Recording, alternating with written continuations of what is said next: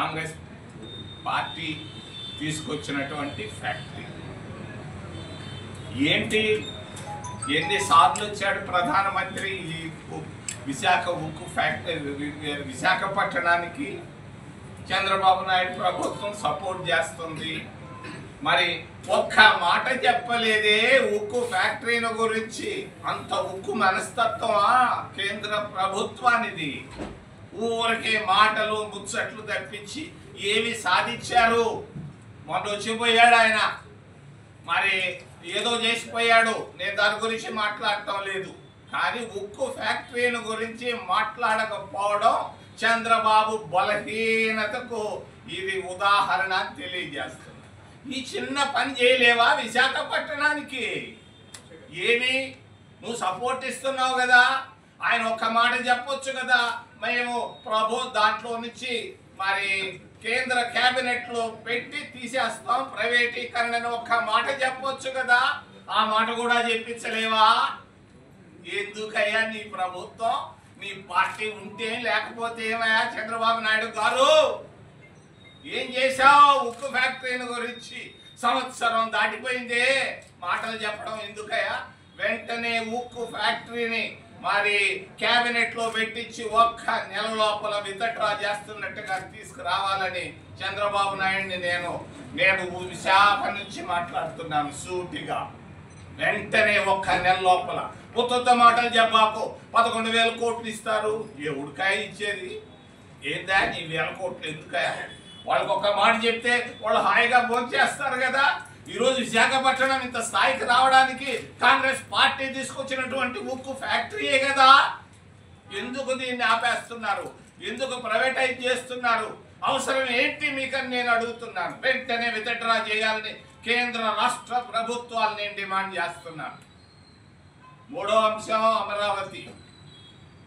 26 జిల్లాలు ఉన్నాయి. 26 జిల్లాల్లో దాదాపు 20 జిల్లాలకు అంత మనసులో సంతోషంగా లేదు. కర్నూలు నుంచి ఒంగోలు దాకా ఒక్కరు సంతోషంగా లేరు అమరావతి పైన. ఇది వాస్తవం. ఉత్తరాంధ్రలో కూడా ఎవరు సంతోషంగా లేరు. అసలు కారణం, అసలు సంగతి చెప్తాను. శివరామకృష్ణయ్య అనే ఆయన్ని కేంద్ర ప్రభుత్వం వేసింది కమిటీని. ఆయన ఏం సలహా ఇచ్చాడు? ఒంగోలు దగ్గర దొనకొండలో 1,00,000 ప్రభుత్వ భూములు ఉన్నాయి, అక్కడైతే బాగుంటుందని ఆయన కమిటీ ఇచ్చాడు కదా. దొనకొండలో ఈయనకి పనులు జరగవనుకున్నాడు. దాన్ని తీసుకొని వెళ్ళి ఆయన బంధు ప్రీతి ఎక్కువ చంద్రబాబు నాయుడికి. మీ అందరికీ తెలియదు, నాకు బాగా తెలుసు. ఆయన 50 సంవత్సరాలుగా మీ ఇద్దరం యూత్ కాంగ్రెస్ లో పనిచేసాం. 50 సంవత్సరాల నాడు తిరుపతి దగ్గర. మరి ఆయనకు బంధు ప్రీతి ఎక్కువ. ఎక్కడ బంధువులుంటే అక్కడ పనిచేస్తుంటాడు ఆయన. మరి అమరావతిలో అంటే గుంటూరులో ఆయనకు బంధువులు ఎక్కువ. ఆ బంధువుల్ని కోటీశ్వరులు చేసేదాని కొరగా అమరావతిని ఆయన తీసుకున్నాడు. ఆయన చెప్పొస్తుంటాడు అప్పుడప్పుడు మాటలు, బాగా బలి చెప్తున్నాడు ఈ మధ్య. మరి దేవతల రాజధాని అన్నాడు. నేను వెళ్ళి చూశాను, ఎక్కడన్నా దేవుడు కనిపిస్తాడా అని. నాకు కనిపించిందల్లా కర్రతుమ్మ చెట్లు, మరి అరటి చెట్లు, చెరుకు, ఈ తప్ప అదేమీ కనిపించటం లేదు. మరి మట్టి తీసి చూశాను, చేపెట్టి లాగితే మూరడు మట్టి తీస్తే నీళ్లు వస్తున్నాయి. నీళ్లలో అమరావతి మరి రాజధాని కట్టడం ఎందుకయ్యా? బివి రాఘవులు, కామ్రేడ్ రాఘవులు గారు చెప్పారు, అయ్యా రాజధాని కట్టేదానికి 1000 ఎకరాలు చాలంటే 30,000 ఎకరాలు తీసుకున్నాడు. మరి ఇంకొక 40,000 ఎకరాలు తీసుకుంటున్నారని నిన్నే చెప్పాడు. ఎందుకయ్యా 70,000 ఎకరాలు? ఏమి చెయ్యాలనుకుంటున్నావయ్యా? మరి నీళ్లలో రాజధాని కట్టాలనా? నువ్వు రాజధాని కట్టేదానికి 50 అంతస్తుల బిల్డింగ్ అంటున్నావు. నేను చూడలేదు విశాఖపట్నంలో కూడా 50 అంతస్తుల బిల్డింగ్ ఇప్పటిదాకా ఉన్నాయేమో తెలియదు. మరి 50 అంతస్తుల బిల్డింగ్ కట్టాలంటే కన్స్ట్రక్షన్ కాస్ట్ 10 అంతలు పెరుగుతుంది. నీళ్లు వచ్చేటువంటి కృష్ణానది తీరంలో నువ్వు కట్టేటువంటి అమరావతి బిల్డింగులకు నాకు ఇంజనీర్లు చెప్పారు 10 అంతల కన్స్ట్రక్షన్ కాస్ట్ పెరుగుతుంది. అయినా కూడా ఆయన అక్కడే కట్టాలంటున్నాడు. కారణం బంధు ప్రీతి. దొనకొండలో లేరు ఆయనకి బంధువులు. ఆ ఆ బంధు ప్రీతి వల్ల మరి అంతేకాదు ఆయన తెలిసిన బంధువులు మిత్రులంతా భూములు కొనేసి ఉన్నారు. ముందుగానే రాజధాని వస్తుందని 100-200 ఎకరాలు బినామీ పేర్లతో కొనుక్కొని ఉన్నారు. అది ఒక పెద్ద అది ఒక అవినీతి గుట్ట అవుతుందని నేను తెలియజేస్తున్నాను. ఇప్పుడే ఇది ఒక అమరావతి పోయి అవినీతికి రాజధానిగా తయారయ్యే అవకాశాలు ఉన్నాయి. జాగ్రత్త పడు చంద్రబాబు నాయుడు. 50,000 కోట్ల రూపాయలు అప్పు తెస్తారంటాడు. 26 జిల్లాల్లో ఉన్నటువంటి వాళ్ళు ట్యాక్సులు పే చేస్తున్నారు కదా. ఈ నువ్వు తెచ్చేటువంటి డబ్బు ఒక గుంటూరు పైన పడదే, మొత్తం అన్ని జిల్లాల పైన పడుతుంది. ఏంటి నువ్వు చేసేది?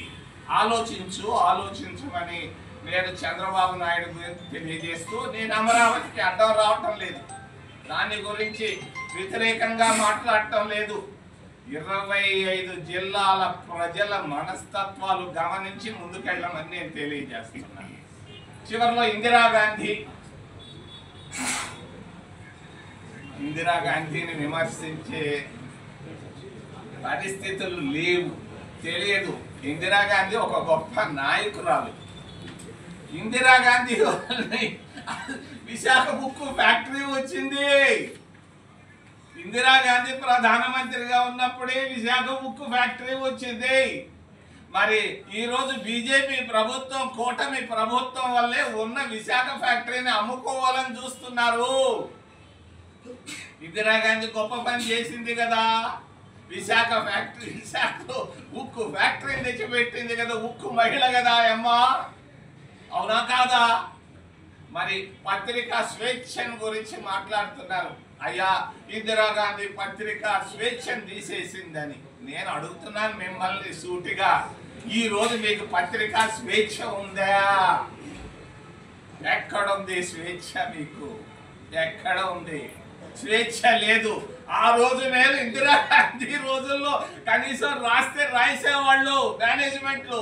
ఈ రోజు పత్రికా స్వేచ్ఛ అనేది ఈ రోజు లేదు, ఆ రోజు ఉండింది. ఇందిరాగాంధీ గొప్ప నాయకురాలు. ఆమె వాళ్ళు చెప్తారు ప్రజాస్వామ్యాన్ని కూలీ చేసింది. మోడీ ప్రభుత్వం కూలీ చేస్తా ఉంది, మన కళ్ళ ముందే చూస్తున్నాం. ఏంటిది? మరి ఎవడైనా చేస్తాడా? గిరిజనుల పురుషాంగాలు ఎప్పుడైనా చరిత్రలో కానీ విన్నామా? ఈ రోజు పురుషాంగాలు వస్తున్నారే. ఇదే ప్రజాస్వామ్యం అంటే? ఆ రోజు ఇందిరాగాంధీ గిరిజనులకు సాయం చేసింది, ఎస్సీలకు సాయం చేసింది, పేదవాడికల్లా అడిగినోడికల్లా భూమి ఇచ్చింది, బ్యాంకులు జాతీయం చేసింది, పాకిస్తాన్ 2 భాగాలు చేసింది, దేశాన్ని బలోపేతంగా తీసుకెళ్ళింది. ప్రపంచ దేశాల్లో ఈ రోజు ఉన్నటువంటి విదేశాంగ విధానం అది ఒక విధానమా? ఆ రోజు ఆమె లౌకిక శక్తులన్నింటినీ కలుపుకుంటూ ఆ రోజు తీసుకొచ్చింది నాన్ అలైన్డ్ మూమెంట్ అని. అమెరికా వాళ్ళకి అగెనిస్ట్ గా తీసుకొని వచ్చింది. మరి అటువంటి ఇందిరాగాంధీని విమర్శించే హక్కు భారతీయ జనతా పార్టీకి మరి ఎవరికి లేదని తెలియజేస్తూ అరెస్టులు చేశారు వెంకయ్య నాయుడు అంటారు. ఈ రోజు ఎంతమందిని అరెస్ట్ చేస్తున్నారు మీరు? ఎంతమంది? వేల మందిని. వాళ్ళు ఏదో వాళ్ళ ఆలోచన విధానంతో వాళ్ళ సిద్ధాంతాలతో ముందుకు పోతే కాల్చవతలు మారేస్తున్నారే సద్యన్నం తింటుంటే అడవుల్లో. ఇదే ప్రజాస్వామ్యం? ప్రజాస్వామ్యం భారతదేశంలో బాగా బలహీనమైపోయింది. పత్రికా స్వేచ్ఛ కూడా బాగా బలహీనమైపోయింది. ఎన్డీటీవీ లాంటి మంచి టీవీ ఒకటి వస్తుంటే దాన్ని కూడా కొనేసరే భారతీయ జనతా పార్టీ. ఏడుందయ్యా పత్రికా స్వేచ్ఛ? ఈరోజు ఉందని మీరు చెప్పుకోవచ్చేమో కానీ వాస్తవానికి ఈరోజు మరి పత్రికా స్వేచ్ఛ లేదు. జర్నలిస్టులకు ఫ్రీడమ్ లేనే లేదు. భారతీయ జనతా పార్టీ హయాంలో అందరూ భయంతో ఉన్నారు. మీరు రాయాలనుకుంది రాసినా కూడా ఆడ మేనేజ్మెంట్లో కట్టు కట్టు కట్టు. వాడు ఎందుకంటే వాడి పైన ఈడీ వచ్చి కూర్చుంటుందని వాడికి భయం. ఈ పరిస్థితుల్లో భారతదేశం ఉంది. ఇందిరాగాంధీ గొప్ప నాయకురాలు. రాజీవ్ గాంధీ వల్లే విద్యా విధానంలో ప్రతి మారుమూల ప్రాంతాలకు కూడా పాఠశాలలు పెట్టాం. అటువంటి విద్యా విధానాన్ని కంటిన్యూ చేయాలని చంద్రబాబు నాయుడు గారిని విశాఖపట్నం నుంచి డిమాండ్ చేస్తూ నేను ఏదైనా ప్రశ్నలు అడగమని మిమ్మల్ని